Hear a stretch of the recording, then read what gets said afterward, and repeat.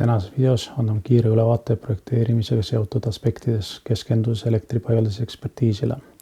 Ekspertiis on oluline osa igas projekteerimisprotsessis.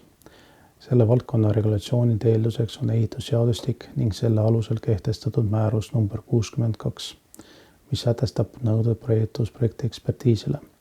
See määrus täpsustab, mida ekspertiis peab sisaldama, kes seda tohib läbi viia ja millised on üldised korralduslik põhimõtted. Ekspertiis on kohustuslik teatud tüüpi paigaldiste puhul. See kehtib esimese liiki paigaldistele. Samuti on see nõutud elektriprojektide puhul, mis ületavad madalpinge poole 250 ampri. See 250 amprit on oluline piir, mis jookseb läbi ka seadmeohutuse seadusest, olles seega dubleeritud nii ehitusseaduslikus kui ka seadmeohutuse regulatsioonis. Ekspertiisi puhul on äärmiselt oluline eksperdi sõltumatus. See tähendab, et ekspertiisi läbiviija ei tohi olla otseselt ega kaudselt seotud projekteerimise, projekti ega objekti endaga. Ekspert esitab ekspertiisi alguses alati ka sõltumatuse deklaratsiooni, kinnitamaks oma erapooletuse. Teine kriitiline aspekt on ekspertiisi ajastus. Ekspertiis peab olema tellitud ja tehtud enne paigaldise ehitamise algust. Praktikas on paraku ette tulnud olukordi, kus ekspertiis tellitakse liiga hilja, näiteks alles auditi käigus. See võivad ilmiks tulla põhimõttelised vead, mis on alguse saanud puudulikust projektist.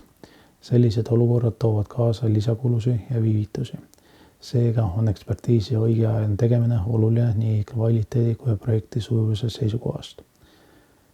Nii nagu projekteerijate ja ehitajate seas on ka ekspertiisi seas tasemed erinevad. Mõned eksperdid keskenduvad peamiselt bürokraatlikele nõuetele, täites tabeleid ja kontrollides vaid formaalseid aspekte. Oluline on aga just sisuline hindamine.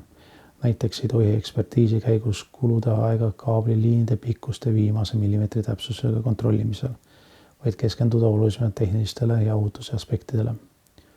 Auditi roll seisneb selles, et auditi tegija hindab elektriprojekti ja selle vastavus nõuetele. Kui projektile on ekspertiis nõutud, siis hindab audit ka ekspertiisi nõuete vastavust. Kui auditi tellitakse, on selle sisendiks tööprojekt. Seejuures, kui tegemist on üle 250 amprise paigaldise, kõrgepinnaga paigaldisega või esimese liigi paigaldisega, siis peab tööprojektis olema ka ekspertiis tehtud. Tüüpsete lahenduste puhul on ekspertiisiga seoses ka tehtud mööndused. Nimelt esimesel tüüplahenduse eksemplarile tuleb ekspertiis teha. Järgnevatele sama lahendus kasutamisel, kus erinevad vaid asukohad ja liitumised, näiteks liitumiskaablite trassid, ei vaja enam eraldi ekspertiisi, kuid esmalahendus peab olema alati ekspertiisis läbitud. See reegel on aga praktikas tihti keeruline. Näiteks päikeseelektrijaamade puhul püütakse neid sageli esitada tüüplahendustega.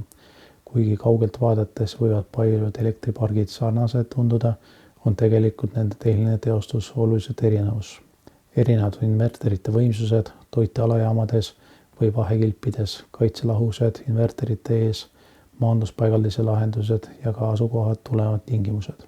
Seetõttu on tegelikkusele väga vähe päikeseelektrijaamu, mida saaks liigitada tõeliste ja tüüpprojektide alla. Enamik neist on ikkagi rätsepana tööna valminud individuaallahendused.